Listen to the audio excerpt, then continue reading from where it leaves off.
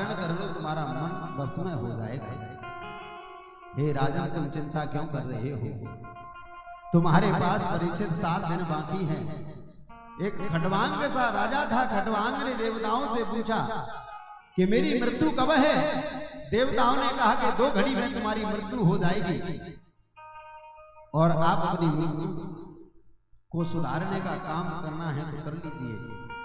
वह खटवांग सा राजा 2 घड़ी में ही सरयू के तट पर आया और भगवान का भजन किया और आत्मोद्धार आत्मकल्याण हो गया। सुखदेव जी ने कहा कि परीक्षित, तेरे बात तो 7 दिन है और मन परमात्मा के चरणों में कैसे लगेगा, मैं तुझे बता देता हूं कि जितासनो जित श्वासो जित संगो जितेन्द्रिया स्थूले भगवतो रूपे मना संधारये दिया। जितासनो, पहले तुम आसन को जीतोगे। आसन को जीत जाओगे तो तुम्हारा मन परमात्मा के चरणों में लग जाएगा। आसन को कैसे जीतोगे कि पहले आसन 10 मिनट आप बैठिए, 10 मिनट के बाद दूसरे दिन 20 मिनट बैठोगे और 20 मिनट के बाद घंटों बैठने लग जाओगे, तुम्हारा आसन पक्का हो जाएगा। आसन आपका पक्का हो गया तो साधना भी आपकी पक्की हो जाएगी। जित संगो, संग किस व्यक्ति का करना चाहिए? जो धर्म के मार्ग पर ले जाए उस व्यक्ति का संग करना चाहिए। संतों का संग करोगे तो जीवन में भक्ति आएगी। जुआरी का संग करोगे तो 2 बाजू खिला देगा। शराबी का संग करोगे तो 2 ढक्कन पिलाई देगा। नेता के संग रहोगे तो नेतागिरी आ जाएगी और पहलवान के संग रहोगे तो पहलवानगिरी आप पर आ जाएगी। इसी प्रकार संग अच्छे व्यक्ति का करोगे तो जीवन पावन हो जाएगा। कहीं भी रहिए पर तुम्हारा मन परमात्मा के चरणों में रहना चाहिए। कितने से भी दुष्ट व्यक्ति आपसे मिल जाए फिर भी आपका मन कुदृष्टि पर नहीं जाना चाहिए।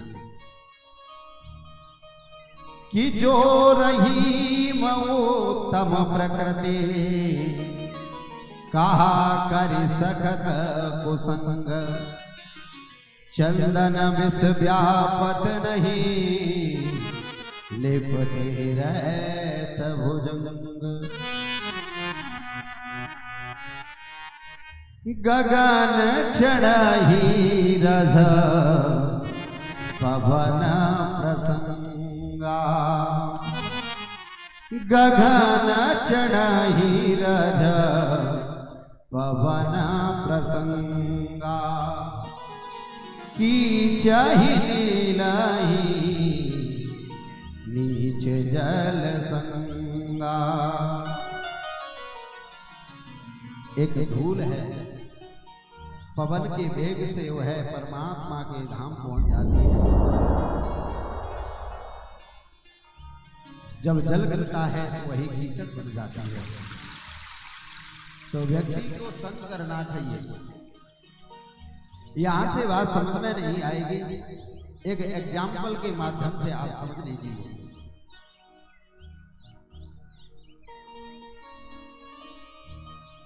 नीति शास्त्र की बड़ी सुंदर कथा है।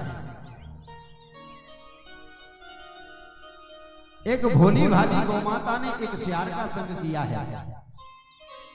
कैसे भोली भाली माता ने सियार का संग किया? सियार जैसे ही आया है और गौमाता से कहा है, ध्यान दें कि हे गौ माता, यमुना के पल्ली पर सुंदर ककड़ी इत्यादि लगी हुई हैं और मैं जा नहीं सकता क्योंकि यमुना का वेग स्तर बढ़ा हुआ है। हे गौ माता, तेरी पीठ पर बैठ करके चला जाऊंगा तो तुम्हारा भी जो भोजन है वहां हो जाएगा और मेरी भी तृप्ति हो जाएगी। भोली भाली गौमाता थी, उसकी बातों में आ गई है और वहां पहुंच गई। अब सियार का पेट तो छोटा सा था। सियार ने कहा कि मुझे तो अब रोना है दूर से। गौमाता ने कहा कि भैया पहले मेरा भी भोजन हो जाने दे, फिर तू खूब रोना, और अगर तू अभी रोना प्रारंभ करेगा, कहीं खेत का रखवाला आ गया तो मुझे बांध देगा। सियार नहीं माना है कि दुष्ट व्यक्ति है, उसने रोना प्रारंभ किया है। तो क्या हुआ कि उसी समय खेत का रखवाला आ गया है, और जैसे ही खेत का रखवाला आया, सियार तो वहां से भाग गया। एक गौ माता को वहां पकड़ लिया है, लाठी से वर्षा की है, और ये आ नहीं जाए, आ जाए तो इसके लिए एक घंटी बांध दी है, दौड़ ना पाए उसकी एक लकड़ी लटका दी है। कुसंग संग दोषेणा कास घंटा विडंबनम नीति शास्त्र कहता है। एक कुसंग व्यक्ति का संग किया था गौ माता ने, तो आज पिटना पड़ा। और एक भोली भाली बकरी थी, उसने जंगल के राजा का संग किया है। आज जैसे ही बकरी पहुंची, घनघोर जंगल में पहुंची है, उस घनघोर जंगल में और कोई नहीं था। उसने सोचा है जंगल का राजा है, शेर, शेर का संग करूंगी, अगर शिकार कर लेगा तो भी मेरे परिवार वाले करेंगे कि शेर ने शिकार किया है हमारे परिवार। आज जैसे ही सिंह के सामने, गुफा के सामने वह बकरी बैठ गई है, सिंह बाहर आया है, बकरी पर दया आ गई है, और जैसे ही बकरी पर दया आई, भोली वाली बकरी ने कहा कि मुझे भूख लगी है। सिंह ने आज हाथी को आदेश दिया है अपने मस्तिष्क पर बैठा करके इसको हरी हरी पत्तियां खिला करके लाई। अब जंगल के राजा शेर का आदेश है, हाथी उसको बिठा करके ले गया है और हरी हरी पत्तियां खा रही है। नीचा श्रेयम न कर्तव्यम कर्तव्यम महताश्रयम अजासंगा प्रसादेना आरुणा गजमस्तके। आज जैसे जंगल के राजा शेर का संग किया है तो उसको हरी हरी पत्तियां प्राप्त हुई हैं। कहने का मतलब है कि अच्छे व्यक्ति का संग किया था बकरी ने, तो इसलिए हरी पत्तियां प्राप्त हुई हैं। गौ माता ने एक सियार का संग किया था तो आज उसको भोगना पड़ा। तो जीवन में संग भी अच्छा करना चाहिए, मित्र भी आपको अच्छा बनाना चाहिए।